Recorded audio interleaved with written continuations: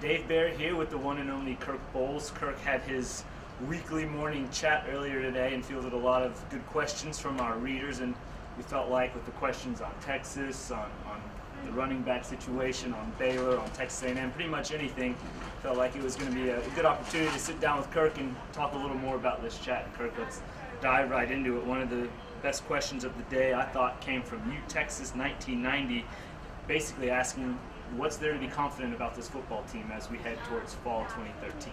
It's a new season, right, Dave? I mean, anything's possible. Anything's possible. They're coming off a bowl victory. They look good in the second half, or at least the fourth quarter against Oregon State in the Alamo Bowl. But, you know, you look at on paper, they got 19 starters back. They got the most seasoned quarterback in David Ash coming back.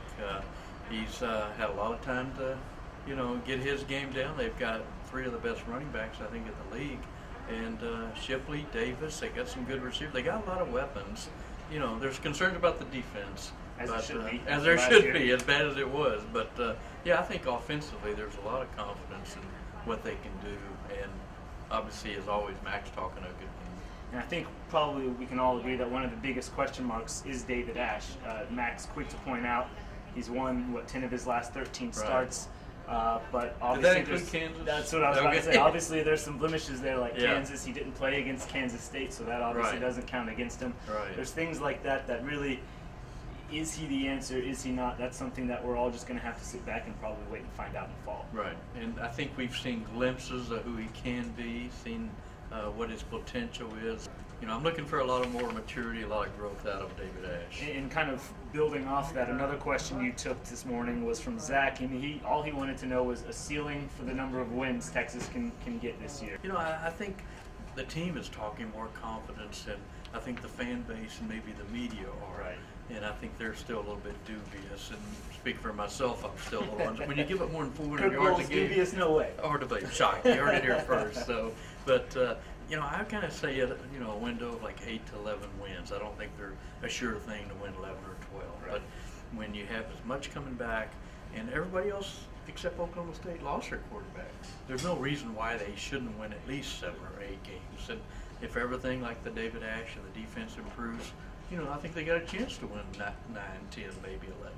Totally agree. And one of the biggest strengths this year, running backs. They have 3 very talented running backs: Jonathan Gray, Malcolm Brown, Joe Bergeron. On Monday at Mac Brown's press conference, he was asked if Jonathan Gray was the guy, and he kind of danced around and talked about how great all 3 of them Didn't are. want to insult anybody. But let's be real. Going into the fall season, right. Jonathan Gray is going to be that guy. He's the guy. He's a feature back.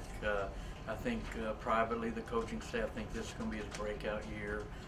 You know, what he rushed for 700-something yards, and he's groomed to be a great running back. I think he's going to have a great year. Horn forever asks you straight up, why are people loving Baylor so much? He sees them as a 5-7, 4-8 team, but ooh, I don't see that. I think they can be much better. Phil Steele came out with his preseason All Big 12 team, and he had Petty, the Baylor quarterback, as his top quarterback in the conference before he's even started the game.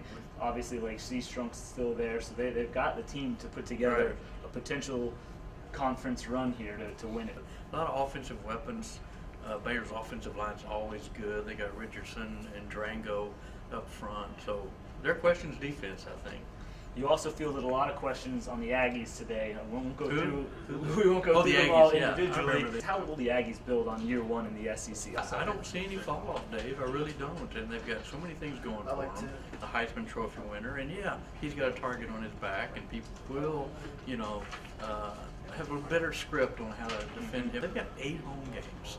They don't have a taxing non-conference schedule. They get Alabama at home, you know, September 14th. So the schedule plays up well for him. I think Sumlin's a very good coach. It was a great chat this morning. Make sure you check it out again next week. He's always there. Next week is Sid going to be back with you next week. He will be back from vacation. There we go. We'll have the 2 guys there next week, so check that out. Statesman.com, mystatesman.com. Wednesdays, 11 a.m. start time. 11 a.m. every Wednesday. Be there.